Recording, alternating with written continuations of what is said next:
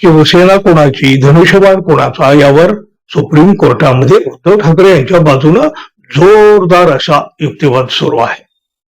आज 5व्या दिवशी सुद्धा उद्धव ठाकरे शिवसेनेचे वकील कपिल सिब्बल यांनी निवडणूक आयोगाच्या कार्यपद्धतीचे अक्षरशः वाभाडे काढलेले आहेत. वाभाडे. उद्धव ठाकरे यांची शिवसेना एकनाथ शिंदे यांना देण्यासाठी सगळे कायदे, नियम, सगळं काही कसं गुंडाळून ठेवलं गेलं, निवडणूक आयोगानं कसं हे सगळं जाणीवपूर्वक आणि ठरवून केलं, हे कपिल सिब्बल यांनी आज 5व्या दिवशी सुद्धा न्यायालयाच्या निदर्शनास आणून दिलं. कपिल सिब्बल यांचा युक्तिवाद आज संपेल अशी एक सर्वसाधारणपणे सगळ्याची अपेक्षा होती, पण आता त्यांचा युक्तिवाद पुढेही सुरू राहणार आहे. कपिल सिब्बल हा आपला युक्तिवाद आणखी पुढच्या सुनावणीच्या वेळी सुद्धा तेच युक्तिवाद करणार आहेत, म्हणजे त्यांचा युक्तिवाद अजून संपलेला नाही. कपिल सिब्बल यांच्या दमदार अशा युक्तिवादामुळे निवडणूक आयोग पुरता घेरला गेलेला आहे आणि एकनाथ शिंदे गटाचं टेन्शन वाढलेलं आहे. निश्चितपणे शिंदे गटामध्ये प्रचंड धाकधूक असणार, ते दाखवत नसली तरी सुद्धा उद्धव ठाकरे यांची शिवसेना एकनाथ शिंदे यांना काही करून देऊन टाकायचीच असं निवडणूक आयोगानं आधीच ठरवून टाकलेलं होतं आणि मग त्याप्रमाणे रस्ता तयार करून एकनाथ शिंदे यांना ही शिवसेना देण्यात आली.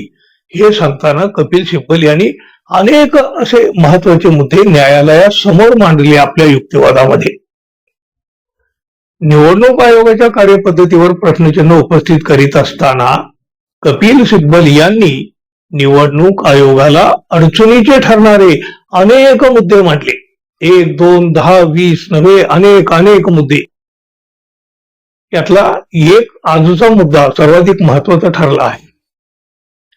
निवडणूक आयोगानं पक्षाची घटना किंवा माहितीची शहानिशा केली नाही आणि तरीही त्यांनी एवढा मोठा निर्णय घेतला. निवडणूक आयोगाला पक्षाची घटना लोकशाहीवादी आहे की नाही हे ठरवण्याचा मुळे अधिकारच नाही, असं सुद्धा कपिल सिब्बल यांनी आपल्या आजच्या युक्तिवादामध्ये म्हटलं. आज त्यांनी एक मोठा कायदेशीर मुद्दा उपस्थित केला आणि हाच मुद्दा निवडणूक आयोगाला आणि पर्यायानं एकनाथ शिंदे यांना सुद्धा अडचणीत आणणारा ठरू शकतो. नोटीस दिल्याशिवाय निवडणूक आयोग कोणताही निर्णय घेऊ शकत नाही आणि आम्हाला तशी कोणती नोटीसच दिली गेली नाही, असा दावा कपिल सिब्बल यांनी सुप्रीम कोर्टामध्ये आपल्या या सुनावणीच्या वेळेला युक्तिवादामध्ये केलेला आहे. आजचा युक्तिवाद करताना कपिल सिब्बल यांनी निवडणूक आयोगाची मोठी चूक न्यायालयाच्या निदर्शनाला आणून दिली.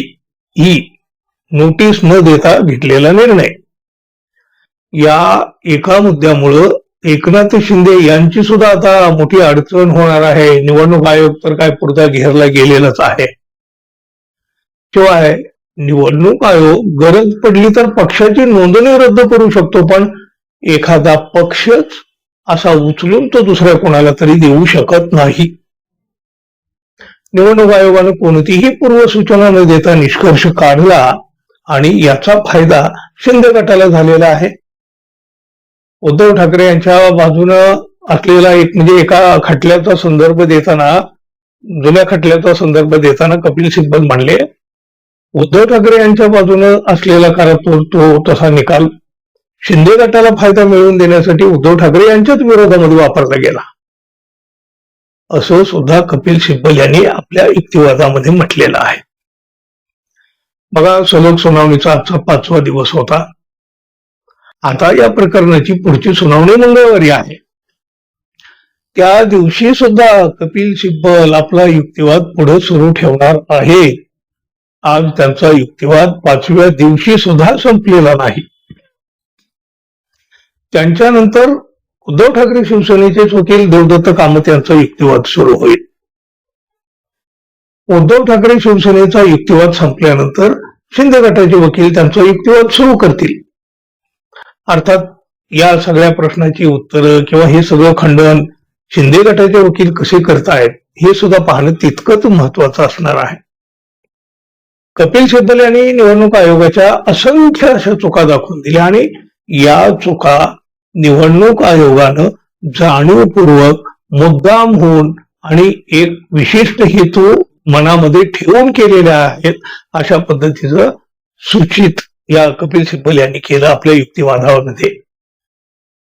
निवडणूक आयोगानं ठाकरे शिवसेनेला कसलीही नोटीस न देता घेतलेला निर्णय निवडणूक आयोग आणि एकनाथ शिंदे यांच्यासाठी मात्र मोठा अडचणीचा ठरू शकतो. मंगळवारच्या सुनावणीमध्ये कपिल सिब्बलांनी काय आता आणखी काय काय वाभाडे काढतायत. खरं तर म्हणजे याची उत्सुकता प्रचंड ताणली गेलेली आहे. सगळ्यांना याची उत्सुकता आहे. आणखी आता मंगळवारी कपिल सिब्बलच युक्तिवाद करणार आहेत. आता त्यावेळी आणखी कुठले नवे मुद्दे येत आहेत पाहूया मंगळवारी काय काय होतंय ते. तोपर्यंत मित्रांनो, जाता जाता आपल्या चॅनलला सबस्क्राईब कराल ही आपली नेहमीची अपेक्षा तर आहे. धन्यवाद. पुन्हा भेटू. नमस्कार.